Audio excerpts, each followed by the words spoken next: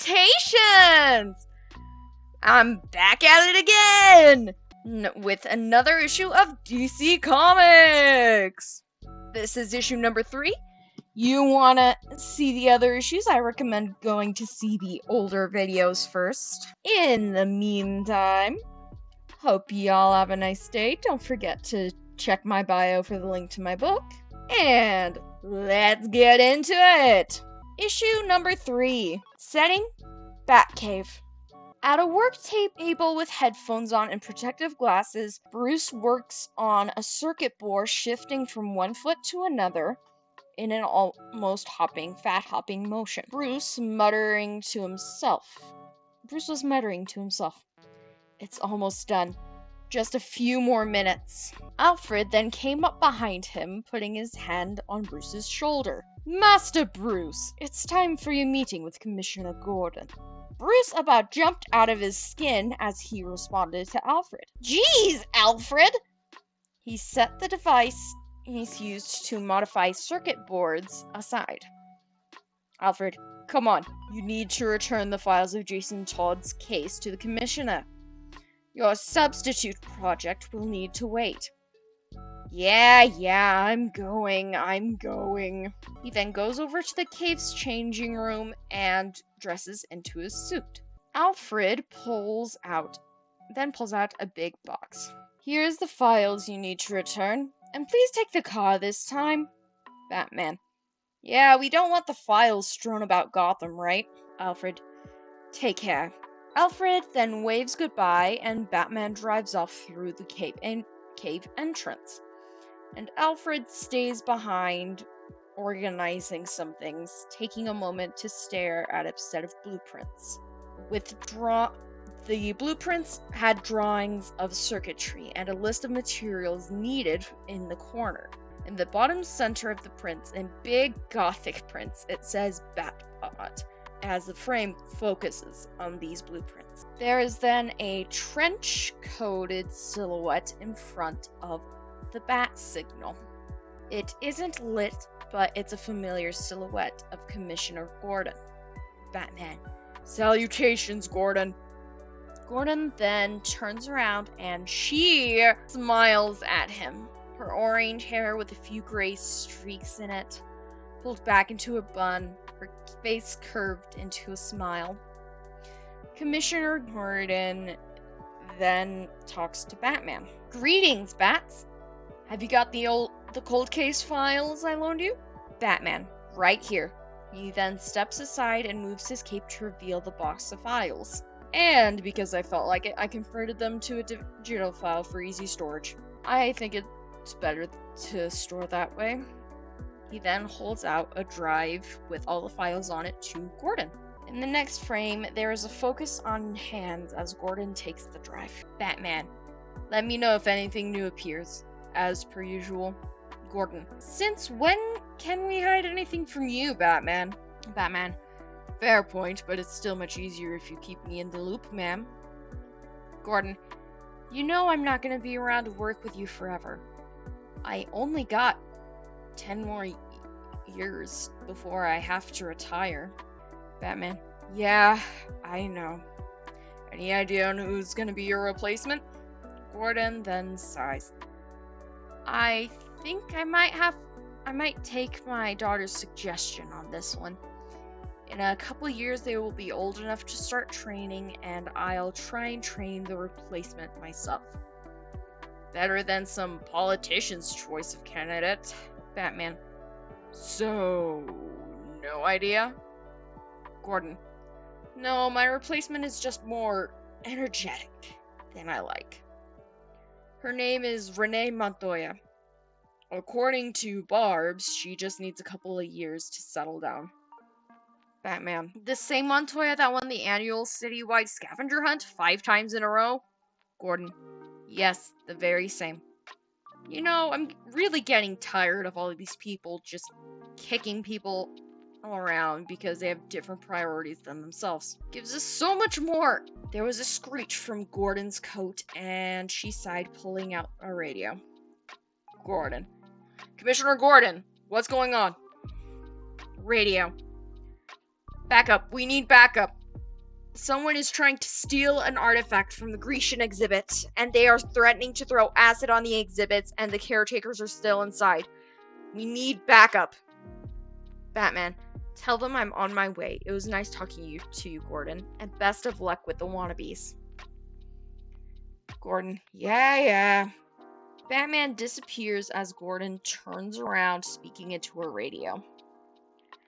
Gordon, Hallows Eve is on their way. Just try to keep the thief from coming out of the building and hold positions until Hallows Eve gives the signal. Radio. Oh, audible groaning. Okay, we'll keep things intact for Code Hallows Eve. Over and out. Gordon sighs. These new recruits, so eager to get shot. Over at the Gotham Museum, the Batmobile pulls up into an alleyway behind the building. He then peeks through the alleyway after getting out to take a look and see how many cars were up front and figure out what he could get away with. There were 3 cop cars with makeshift barricades from garbage cans that were lying around in the city. After assessing, he snuck into the Gotham Museum through an open window and snuck around a bit, pausing for a moment in front of a painting of an Amazon warrior with dark hair and hazel eyes. And the bottom part of his mask, he wears hearts appear on the lower part of it, as it is an LED mask, and it covers his mouth, which is why he wears it while riding a motorcycle. The soft glow of the mask snapped him out of it, and he pushed a button on his belt, turning off the graphics. He then went back to scoping out the place before finally finding the room where the security guard and caretaker was with the thief. Batman then hid and hopped around in the rafters above the Greek exhibit, observing the thief.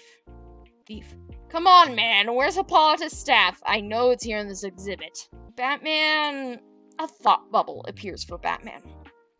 This bozo sounds familiar. The thief then turns, and there's a dramatic reveal of the Condiment King, a bozo wearing a relish-themed beret and a ketchup cardigan with a mustard scarf. Like the sandwich villain from World Girl, except less sandwich themed. We get a look at Batman and what's happening under his LED graphics mask. His face is contorted in disgust as he is now facing one of his weirdest enemies yet. His nose all scrunched up, his lips curled downward, parting slightly, just as he's visibly cringing. When Condiment King turns his back on where Batman is, he leaps out from behind a statue he was hiding behind and grapples onto the Condiment King, tackling and pinning him to the ground. Batman, didn't take you for the history type, Condiment King. Condiment King, hey Bats, how you doing? He smirks despite the fact he is face down on the floor. Batman, wondering why the hell you decided to try and steal something from here. Condiment King, I figured I might get some inspiration from some of the exhibits. Batman then pulls the guy's arms back really far and tightly handcuffs him. Condiment King!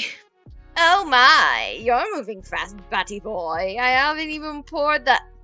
Batman pulled him up, covering his mouth, shuddering. Batman, do us all a favor and shut up. Condiment King chuckles and bites Bat's hand. Batman glares, looking at the Condiment King dead in the eye, unflinching.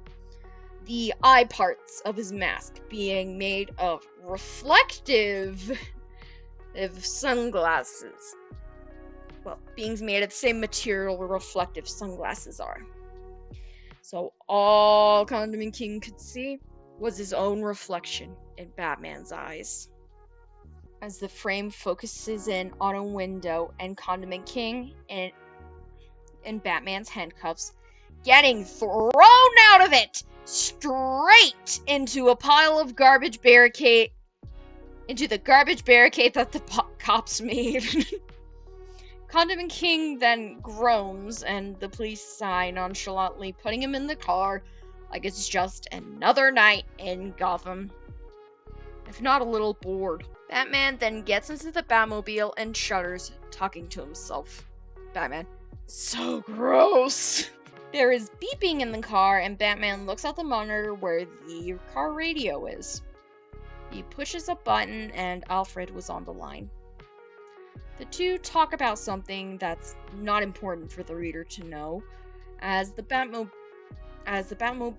drives through city alleyways, and at one point he passes a little kid wandering the streets alone, and Batman slows down, pulling over at a spot close by. Batman: hey, I think I saw something. I'll be home soon, Alfred. I'll talk to you later, okay? He then stepped out of the Batmobile, turning on the graphics of the LED mask. And he approached the little kid kneeling so he was eye level with them and smiling at them. Batman: hey kid, what are you doing out here so late at night? The kid looked at Batman, tightly clutching a blanket that was very clearly holding things in it. Kid: running. Batman: why are you running? I'm sure your parents must be worried about you. The kid paled and shook their head no.